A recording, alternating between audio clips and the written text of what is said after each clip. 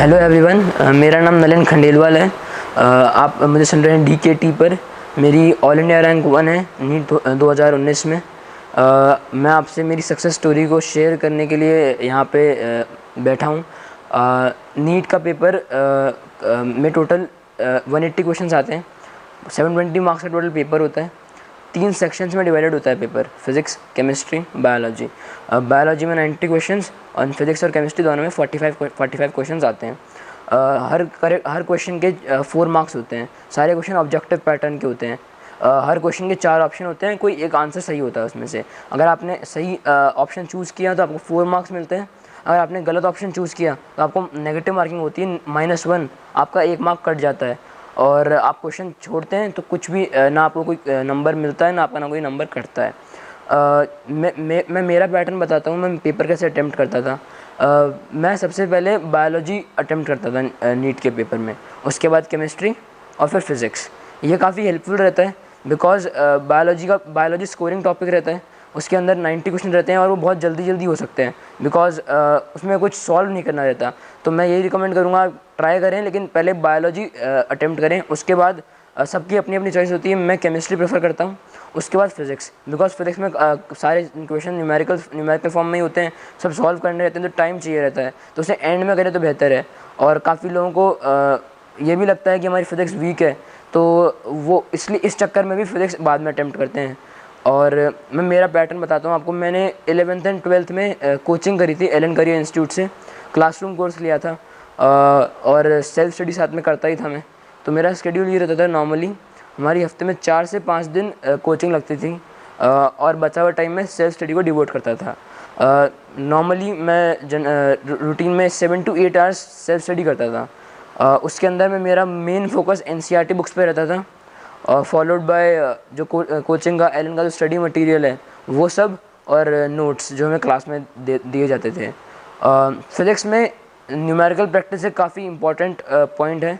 आपने थ्योरी अच्छी तरह कवर कर रखी है और आपने प्रैक्टिस नहीं कर रखे क्वेश्चंस, तो आप कोई मीनिंग नहीं, आपको कॉन्फिडेंस नहीं डेवलप हो पाता। तो मैं सबको यही रिकमेंड करूँगा, बायोलॉजी में NCERT सब में फोकस रखनी है। बायोलॉजी हो चाहे केमिस्ट्री हो चाहे फिजिक्स, एकदम अच्छी तरह कवर होनी चाहिए। एक एक लाइन अच्छी तरह आपको समझ के याद हो जानी चाहिए। और कम से कम भी नहीं तो NCERT आपको 20-30 बार पढ़नी है, जो अपने आप हो जाएंगी अगर आप कंसिस्टेंटली पढ़ते रहेंगे तो। और बायोलॉजी में मैं आपको जो मेरे हिसाब से करना चाहिए वो ये सब है। बायोलॉजी में NCERT, अगर आपने कोई कोचिंग ज्वाइन करेगी तो आप स्टडी मटेरियल अच्छी तरह फोकस करें बस। और previous year questions, biology, physics, chemistry तीनों में नीट के जो प्रीवियस ईयर क्वेश्चंस मिलते हैं, लास्ट 10 ईयर से क्वेश्चन टॉपिक वाइज पेपर्स मिलते हैं, उसे आप प्रैक्टिस करें, जिससे आपको आइडिया लग जाएगा कि किस फॉर्म में क्वेश्चंस पूछे जाते हैं पेपर में। आपको कॉन्फिडेंस भी डेवलप होगा और आपकी क्वेश्चन प्रैक्टिस भी हो जाएगी। तो और ज़्यादा बुक्स रेफर करने की ज़रूरत नहीं है। जो मटेरियल है उसी को बार बार रिपीट करें। मल्टीपल रीडिंग्स में बिलीव करता हूँ मैं, बार बार पढ़े ज़्यादा याद होता है। हर जगह से एक एक बार पढ़ लेंगे हम सब भूल जाएंगे। सबका ब्रेन एक जैसा नहीं होता। सब ज़्यादातर बच्चे ऐसे होते हैं जिनको ज़्यादा बार पढ़ना पड़ता है। मैं भी एक एवरेज स्टूडेंट था स्टार्टिंग से ही। मल्टीपल रीडिंग से मुझे बहुत फ़ायदा मिलता है।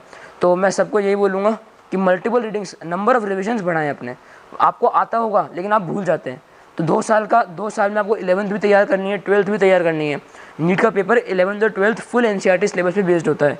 तो 11th करने के बाद ज़्यादातर बच्चे 12th में 11th को वापस रिवाइज़ नहीं कर पाते, तो नीट के पेपर में उनको काफ़ी प्रॉब्लम आती है बिकॉज उनकी 12th तो तैयार होती है बोर्ड एग्जाम के साथ साथ, लेकिन 11th वो उनके पीछे रह जाती है।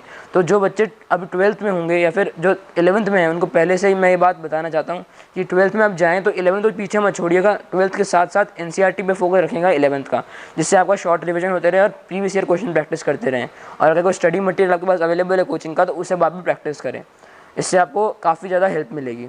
और सेल्फ स्टडी पे बहुत ज़्यादा डिपेंडेंट रहें। सेल्फ स्टडी अगर आप किसी कोचिंग में पढ़ रहे हैं और आपको टीचर पढ़ा रहा है, वो पढ़ा के चले जाएंगे, अगर आपने घर पे आकर उसको रिवाइज़ नहीं किया तो आपको कुछ भी मीनिंग नहीं निकलेगी उसको। आप घर पे बार बार रिवाइज़ करें तो आपको बहुत बेनिफिट मिलेगा इस चीज़ का। मेरी पूरी तैयारी, नीट की तैयारी के दौरान 2 साल में मैंने ऑलमोस्ट मेरे सब चैप्टर्स पे ही बराबर फोकस रखा। पर कुछ चैप्टर्स होते हैं जिनके काफ़ी ज़्यादा प्रोबेबिलिटी होती है कि उसके क्वेश्चन ज़्यादा आएँ, तो वैसे ही मैं आपको कुछ टॉपिक बता सकता हूँ। अगर आप उन्हें बार बार और ज़्यादा अच्छी तरह पढ़े तो आपके लिए बेनिफिशियल रहेगा। फॉर एग्जांपल फिज़िक्स के अंदर रोटेशनल मोशन 11th का जो टॉपिक है उसके अंदर नीट में काफ़ी क्वेश्चंस आते हैं तो आप उसे अच्छी तरह प्रिपेयर रखें।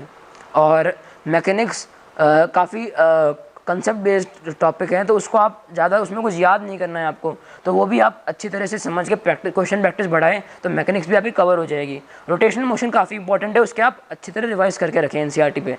और एसएचएम वेव्स जो 11th का टॉपिक है वो भी काफ़ी इंपॉर्टेंट है, उनके आपको जो फॉर्मूले जो एनसीईआरटी में मेंशन्ड है वो सब ध्यान में होने चाहिए। और कंसेप्ट जो थ्योरी पार्ट भी काफ़ी इंपॉर्टेंट रहता है उसका, organ pipe, open organ pipe, ये सब काफ़ी इंपॉर्टेंट है उसके अंदर नीट के बेस पे। तो आप उसे एनसीईआरटी पे जो थ्योरी है वो भी काफ़ी इंपॉर्टेंट है, वो आप अच्छी तरह रिवाइज करके रखें 11th में। 12th में फिजिक्स के अंदर ऑप्टिक्स काफ़ी इंपॉर्टेंट टॉपिक हो जाता है, और सेमीकंडक्टर में लॉजिक गेट एक टॉपिक आता है, उसके हर साल एक क्वेश्चन आता है नीट में, तो वो भी आपका अच्छी तरह कवर्ड होना चाहिए। और वैसे तो सब कुछ ही इंपॉर्टेंट है, लेकिन आपको इन टॉपिक पर ज़्यादा फोकस रखना है, और चैप्टर्स को छोड़िएगा मत, सब चैप्टर्स को आप रीडिंग बढ़ाते रहिएगा। जो आपका वीक टॉपिक है उसको छोड़िएगा मत, उस पर और ज़्यादा मेहनत करिएगा जिससे वो भी स्ट्रॉन्ग बन पाए। ऐसे ही मैं केमिस्ट्री के बारे में बताता हूँ आपको। केमिस्ट्री में भी जैसे एनसीईआरटी में फोकस रहेगा, ऑलमोस्ट सभी चैप्टर्स बराबर वेटेज रखते हैं, बट ऑर्गेनिक केमिस्ट्री में 3 सेक्शंस रहते हैं, फिजिकल केमिस्ट्री, ऑर्गेनिक केमिस्ट्री और इनऑर्गेनिक केमिस्ट्री। इनऑर्गेनिक केमिस्ट्री आप एनसीईआरटी में एकदम स्टिक रखिएगा अपने आप को, एनसीईआरटी से बाहर नहीं जाती नीट में इनऑर्गेनिक केमिस्ट्री। आप उसे एकदम जो भी क्वेश्चंस दे रखे हैं अंदर बाहर पीछे सॉल्व एग्जाम्पल, उसको अच्छी तरह पढ़ें, और थ्योरी दे रखी है उसको अच्छी तरह ध्यान में रखें। तो इनऑर्गेनिक केमिस्ट्री आपकी एनसीईआरटी पे और प्रीवियस ईयर क्वेश्चंस पे डिपेंड करेगी। फिजिकल केमिस्ट्री में इक्विलिब्रियम एक बहुत इंपॉर्टेंट चैप्टर है जो 11th का टॉपिक है, उसके उसमें हर साल एक दो क्वेश्चन तो आते ही हैं ऑलमोस्ट नीट में, तो वो आपको अच्छी तरह कवर रखना चाहिए। केमिकल बॉन्डिंग पीरियोडिक टेबल काफ़ी इंपॉर्टेंट टॉपिक है, ऑलमोस्ट आधी इनऑर्गेनिक केमिस्ट्री उसमें से ही कवर हो जाती है। तो इनऑर्गेनिक केमिस्ट्री में आपको केमिकल बॉन्डिंग और पीरियोडिक टेबल अच्छी तरह से तैयार रखना चाहिए। एटॉमिक स्ट्रक्चर जो टॉपिक है वो फिजिक्स में भी आता है एंड में, तो वो भी आपके फॉर्मूले तैयार होने चाहिए उसके। ऑर्गेनिक केमिस्ट्री में नेम रिएक्शंस, जो भी नाम, जिन रिएक्शन के नाम के साइंटिस्ट पे हैं ऑलरेडी जो एनसीईआरटी में मेंशन्ड है, वो आपको अच्छी तरह तैयार होने चाहिए। एनसीईआरटी को अच्छी तरह फॉलो करें, चाहे कोई भी सब्जेक्ट हो। ऑर्गेनिक केमिस्ट्री में स्पेशली जो नेम रिएक्शंस हैं वो सब आपको नाम याद होने चाहिए उन सबके, और रिएक्शंस जो एनसीईआरटी में वही पूछते हैं नीट में बेसिकली, तो आप उससे ही तैयार रखें।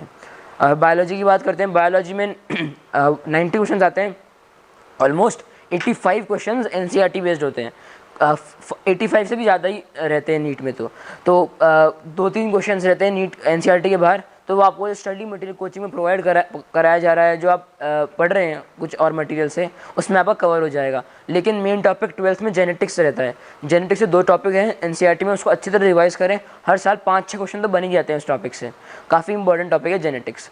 इकोलॉजी भी काफ़ी इंपॉर्टेंट टॉपिक है 12th का, उसे अच्छी तरह तैयार रखें।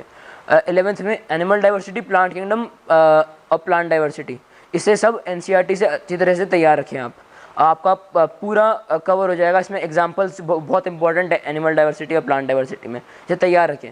प्लांट फिजियोलॉजी और एनिमल फिजियोलॉजी में एनसीईआरटी अच्छी तरह पढ़ें, डायग्राम्स बहुत इंपॉर्टेंट है प्लांट फिजियोलॉजी में, लेबलिंग जो भी है, आप हर स्टेप पे कितनी एनर्जी कंज्यूम हो रही है ये सब आप पढ़ेंगे, आपको समझ में आएगा, ये बहुत इंपॉर्टेंट है, ये सब एनसीईआरटी में मेंशन्ड है ऑलरेडी, आप उसे बार बार रिवाइज करें, तब आपकी बायोलॉजी भी अच्छी तरह कवर हो जाएगी। अब हम बात करते हैं फिजिक्स, स्पेसिफिकली फिजिक्स में बताता हूँ मैं आपको क्या है। फिजिक्स काफ़ी बच्चों को डर लगता है फिजिक्स से, बिकॉज वो समझने की कोशिश नहीं करते, फिजिक्स को याद करने की कोशिश करते हैं।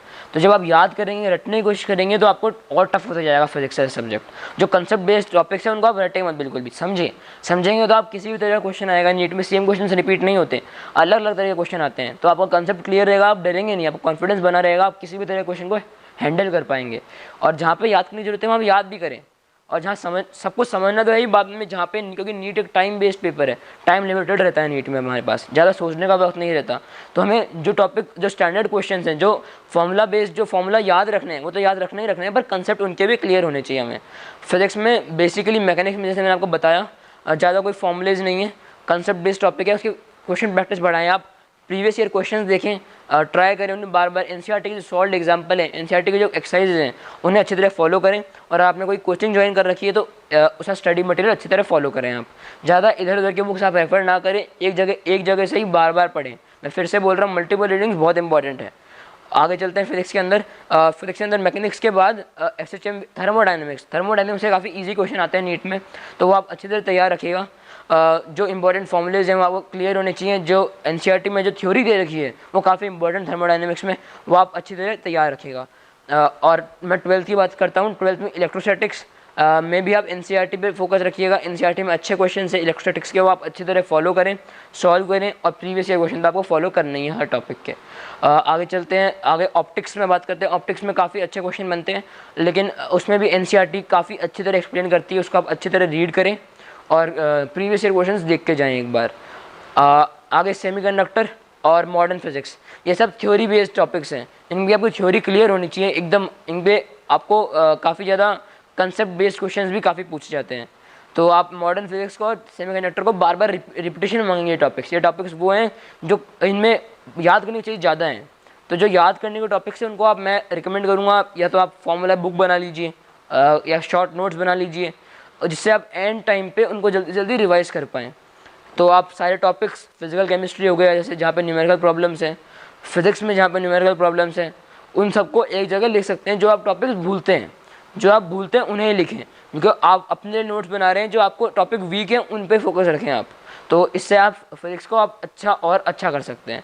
तो फिजिक्स से डरिए मत बिल्कुल भी, फिजिक्स को प्रैक्टिस और बढ़ाएं। मैं बताता हूँ फिजिक्स का, मेरी कभी भी फिजिक्स अच्छी नहीं रही थी। 11 में भी मैं फिजिक्स काफ़ी वीक थी, मैंने बार बार उसी को रिपीट किया, एनसीईआरटी पे और अच्छी तरह फोकस रखा, तब जाके मेरी फिजिक्स इंप्रूव हुई। अब मेरे फिजिक्स में अच्छे नंबर आए नीट में। तो मैं वही बोलूँगा, फिजिक्स को आप बिल्कुल हवा मत बनाइए, फिजिक्स को बार बार रिवाइज़ करें। जो आपको वीक टॉपिक्स लग रहे हैं उनको और ज़्यादा पढ़ें, जिससे आपका कंसेप्ट और क्लियर हो जाए। जहाँ तक केमिस्ट्री की बात है, मैं बताता हूँ केमिस्ट्री काफ़ी इजी टॉपिक है, स्कोरिंग टॉपिक है।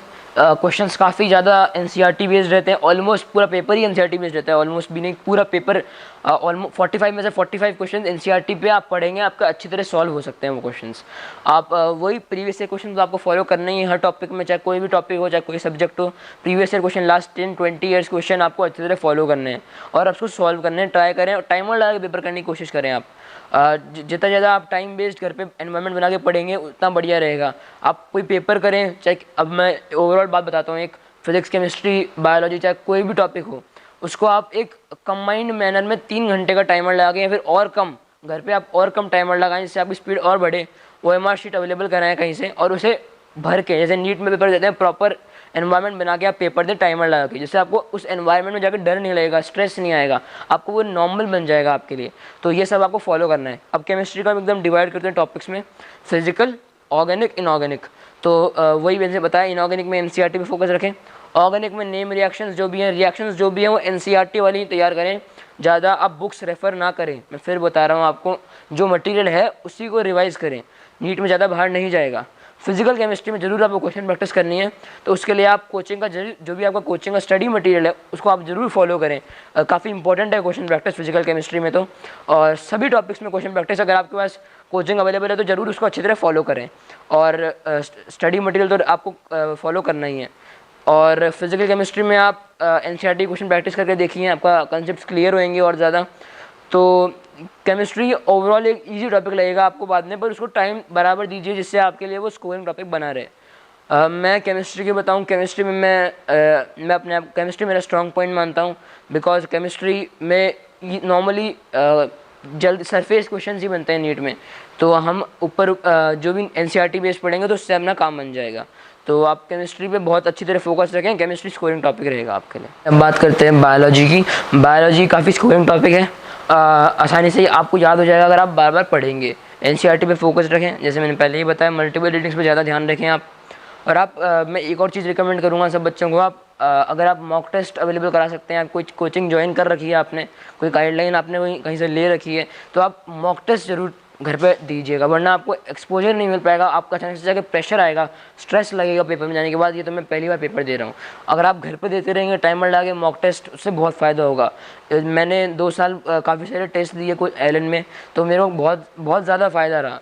आदत हो जाती है, आपको मिस्टेक समझ में आने लग जाती है आपकी, उससे आप उसके ऊपर काम कर सकते हैं। आपको क्या टाइम, आपका कहीं टाइम में ज़्यादा टाइम लग रहा है, टाइम कमी पड़ रही है, तो ये सब आपको ध्यान में रखना है। एक और चीज़, बायोलॉजी में आपको अगर आप OMR के साथ घर में प्रैक्टिस करते हैं या फिर मॉक टेस्ट देते हैं कहीं पे, तो आपको 45 मिनट ज़्यादा नहीं लगने चाहिए अभी। और बायोलॉजी 45 मिनट्स में कंप्लीट हो जानी चाहिए। कोई 90 क्वेश्चन ट्राई करिएगा 45 मिनट में कंप्लीट हो जाए। थोड़ा ज़्यादा टाइम लग रहा है, इट्स फाइन। अगर आपको 50 लग रहे हैं, 55 लग रहे हैं, ठीक है, आपको टेंशन नहीं लेनी है, वो बस अपना टाइम और रिड्यूस करने की कोशिश करनी है। पर अगर आपको 1 घंटे से ज़्यादा टाइम लग रहा है बायोलॉजी में, तो आप और मेहनत करें, आप थोड़ा सा और अपना पैटर्न चेंज करें। एक बात और मैं बताना चाहूँगा बच्चों को, सबका अपना अपना तरीका होता है ओएमआर भरने का। काफ़ी बच्चे पहले पेपर में टिक करते हैं, फिर ओएमआर में भरते हैं, तो वो फिर से चेक करते हैं, तो ये काफ़ी टाइम कंज्यूमिंग हो जाएगा। नीट में हमें ऐसा आप नहीं करना चाहिए मेरे अकॉर्डिंग। सबका अपना अपना व्यू है। मैं ये बोलूँगा आप एक बार घर पे ट्राई करिएगा। आप क्वेश्चन पढ़ें, 7 या 7 में ओएमआर भरें, या फिर एक बार में 45 क्वेश्चन भर लिया आपने, ऐसे भी कर सकते हैं।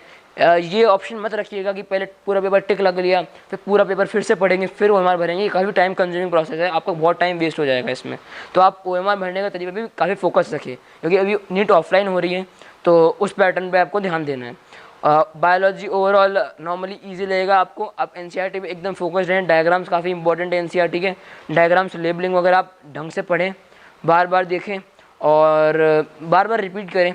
एक दो चीज़ें आप अगर आप कोचिंग में हैं तो एक्स्ट्रा पढ़ रहे हैं, उससे भी ध्यान रखें, क्योंकि 4-5 क्वेश्चन बाहर से आ सकते हैं, तो उन्हें भी आप ध्यान से फोकस्ड रहें उन पर भी। जहाँ तक 11th और 12th के सिलेबस की बात है नीट के साथ में, तो ये है कि 11th और 12th ऑलमोस्ट बराबर कंपोजिशन ही क्रिएट करते हैं। नीट में 50-50 वेटेज रहता है दोनों का, और ऐसा कुछ नहीं है कि आप 11th को थोड़ा कम इंपॉर्टेंस दें और 12th पे ज़्यादा फोकस रखें, ऐसा कुछ नहीं। दोनों को बराबर इंपॉर्टेंस देनी पड़ती है, क्योंकि नीट में दोनों पे बेस्ड रहता है और 50-50 ऑलमोस्ट परसेंटेज रहता है। तो आप दोनों पे अच्छी तरह फोकस रखें। 12th के साथ साथ 11th भी रिवाइज करते रहें अच्छी तरह से नीट लेवल पे। और मैं आपको बच्चे का भी मेरे से क्वेश्चन पूछते हैं कि आपने कैसे 12th को और नीट को कैसे साथ में बना के रखा, मतलब 12th में बोर्ड एग्ज़ाम है आपके साथ में और नीट में और एम्स में अलग पैटर्न है, तो आपने कैसे मेंटेन रखा। तो मैं ये सबको एकदम क्लियरली बताना चाहूँगा कि 12th तो एनसीईआरटी टेक्स्ट बुक बेस्ड होती है और नीट भी एकदम एनसीईआरटी पे ही फोकस रहती है। तो ये हमारे लिए एक्चुअली अच्छा ही रहता है कि 12th के साथ 12th जब हम पढ़ते हैं तो हम एनसीईआरटी टेक्स्ट बुक पर अच्छी तरह फोकस रखते हैं, हम क्वेश्चन सॉल्व करते हैं, अच्छी तरह पढ़ते हैं उसको, तो फाइनली नीट के रिजल्ट में हमारे लिए कुछ ना कुछ हेल्प भी करते हैं। बिकॉज हम एनसीईआरटी जितना अच्छी तरह पढ़ेंगे उतना ही हमारे नीट के लिए भी बेनिफिशियल रहेगा।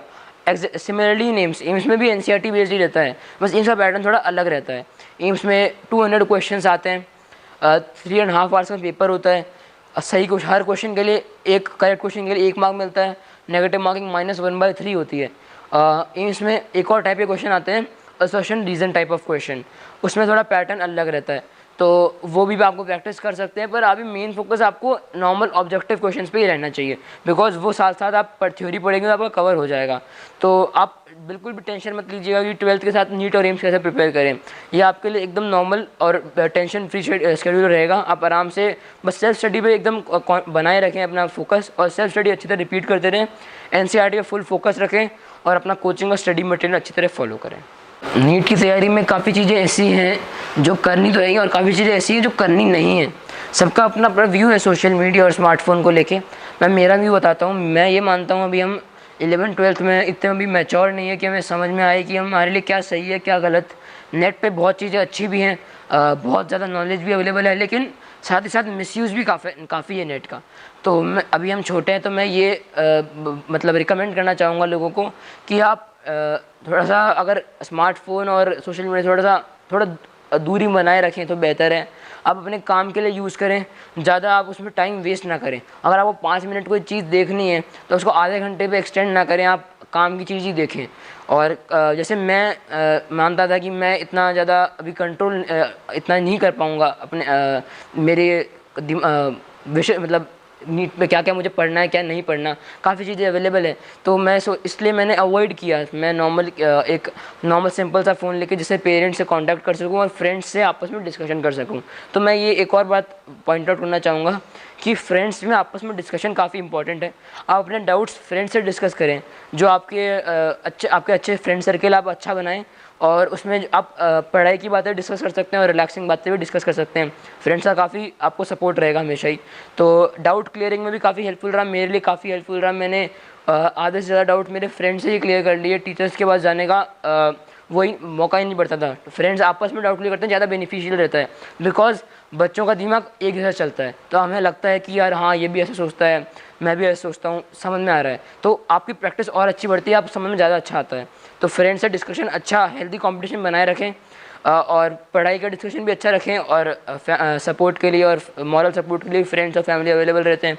तो ये सब भी साथ ही साथ आप देखते रहिएगा कि फ्रेंड्स का डाउट डिस्कशन, कभी भी डाउट्स नहीं छोड़िएगा। कोई डाउट्स आपके पास आते हैं फिर से आपने क्वेश्चन किए, आपने प्रीवियस ईयर क्वेश्चन किए, आपने एनसीईआरटी टेक्स्ट बुक्स पढ़ी, आपको डाउट्स आ रहे हैं, तो अगर आप कोई कोचिंग ज्वाइन कर रखी है आपने, तो वहाँ पे टीचर्स अवेलेबल रहते ही हैं आपके लिए। आप उन्हें अच्छी तरह से कंसल्ट करें, क्लियर करें अपने डाउट्स। कभी ये ना सोचिएगा कि मेरे डाउट्स बहुत ही लो लेवल के हैं, मैं पूछूंगा लोग हंसेंगे, ऐसा कुछ भी नहीं है। सबके डाउट्स अपने लेवल के अच्छी तरह अपने लेवल पे अच्छे ही होते हैं। तो आप अपने डाउट्स क्लियर करें, डाउट्स आप क्लियर रखें, हमें कभी डाउट्स इकट्ठे ना करें। डाउट्स आए आप पूछें, और अगर आपके पास कोई गाइडेंस अवेलेबल नहीं है आपको, तो आप एनसीईआरटी फिर से पढ़ें, हो सकता है आपका डाउट्स उसमें वापस क्लियर हो जाए।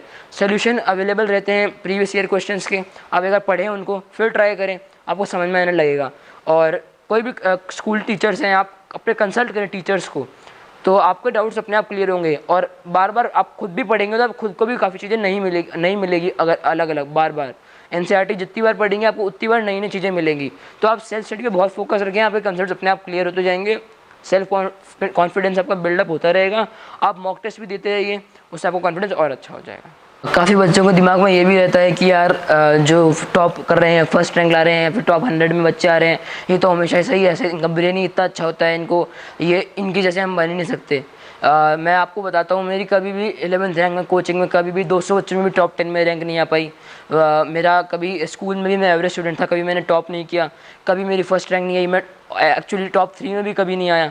तो ये काफ़ी ये आप बच्चों के दिमाग में रहता है कि यार हम कैसे करेंगे, टॉप फर्स्ट रैंक तो कभी आ ही नहीं सकती हमारी, तो हम तो सिलेक्शन ले लेंगे बस, हम तो नॉर्मल कॉलेज में जाना है, एडमिशन लेना चाहते हैं।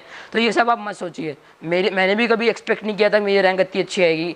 मैं भी नॉर्मल स्टूडेंट था, कभी मैं इतना हाई परफॉर्मर नहीं रहा, कभी ना स्कूल लेवल में, ना कोई मैंने ओलंपियाड में कोई बहुत अच्छा स्कोर किया, ना कोई स्कॉलरशिप मेरे बहुत ज़्यादा कहीं से कोई एग्ज़ाम में ली। नॉर्मल स्टूडेंट था, मैं भी सेल्फ स्टडी पे बहुत फोकस रहा। तो आप ध्यान से अपनी सेल्फ स्टडी बढ़ाते रहिए, आपकी भी रैंक आ सकती है, कुछ भी नहीं है। आप एनसीईआरटी अच्छी तरह बार बार फोकस रखें। फर्स्ट रैंक, ये रैंक का कुछ भी बर्डन मत लीजिए आप।